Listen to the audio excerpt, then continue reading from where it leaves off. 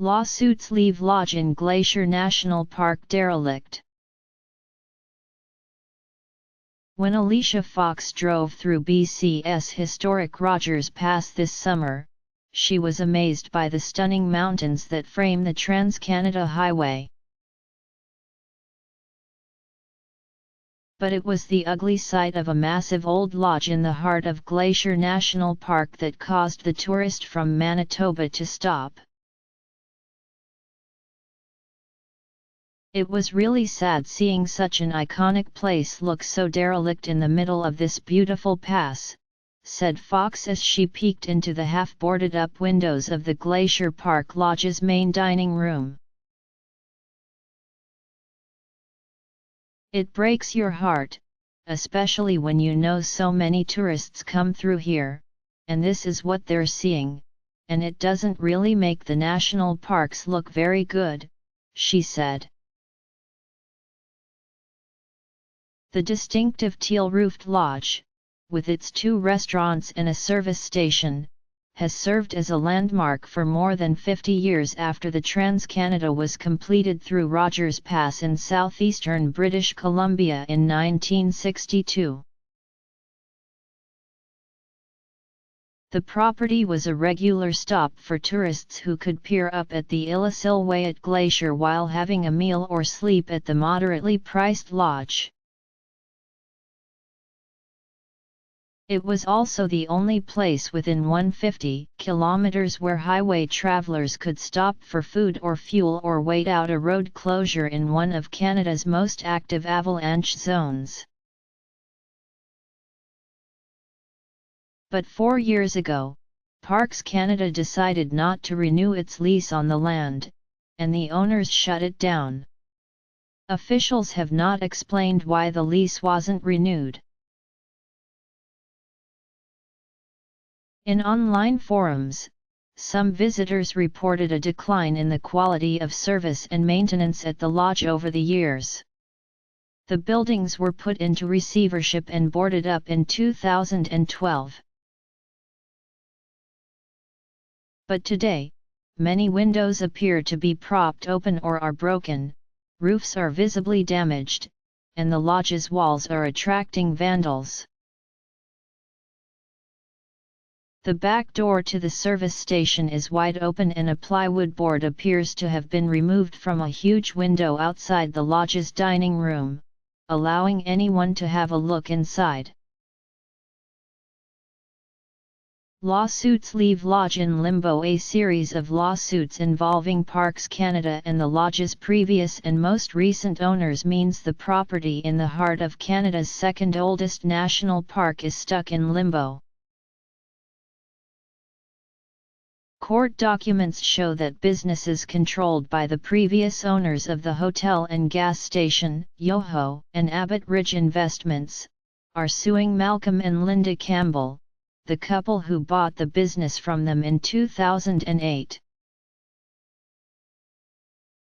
In their statement of claim, the companies alleged the Campbells owed $2.6 million plus interest on a deal the plaintiffs largely financed.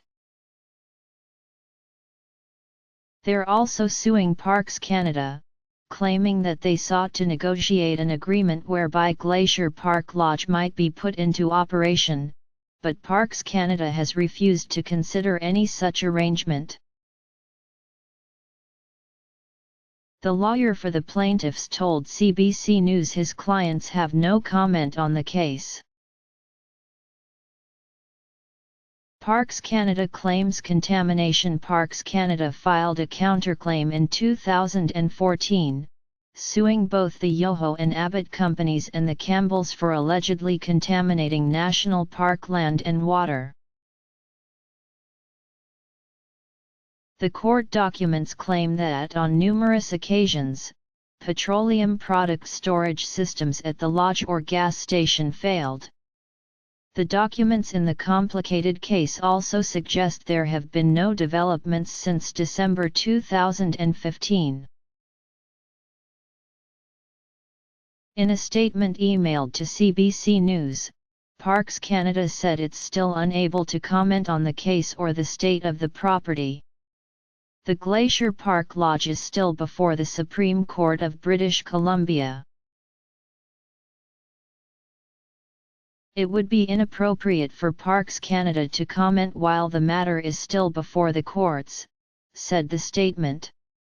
Future options for the property will be determined after the legal process is completed.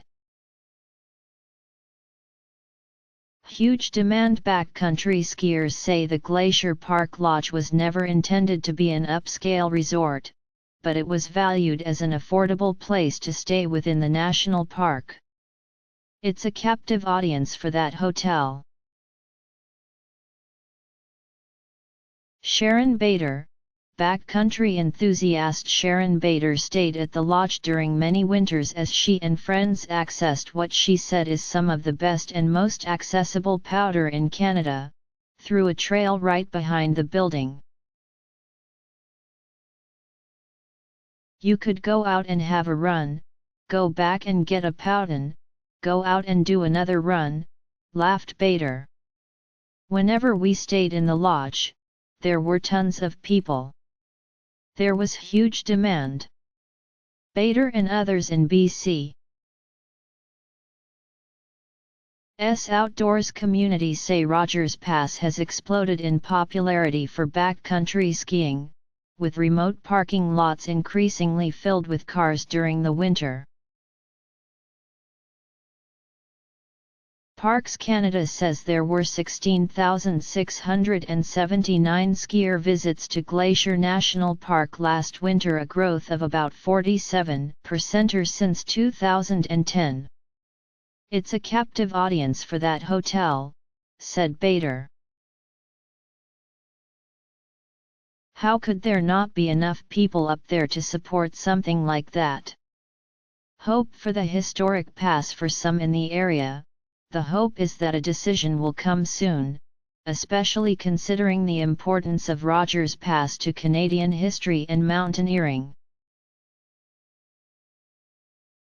In 1885, the Canadian Pacific Railway was completed through the pass, finally connecting Canada from coast to coast.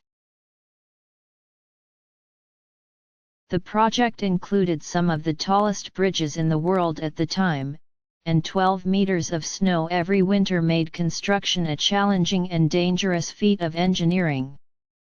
Revelstoke, BC. Resident Douglas Sproul has spent more than 20 years exploring the Selkirk Mountains and wrote an extensive guide to backcountry skiing in the Rogers Pass area. No one's looking for the Carlton up at Rogers Pass. Douglas Sproul, Rogers Pass guidebook author. Sproul recently canvassed his friends who use the pass to see what they hope could eventually end up at the site of the Glacier Park Lodge. Many are skeptical it will ever be restored, both because of its current condition and because they think it might be too large and old to be heated without breaking the bank.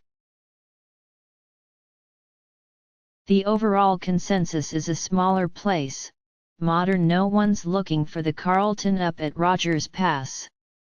Sproul wants to see at least something restored or built in the pass to help travelers on what he calls a horrible drive in winter.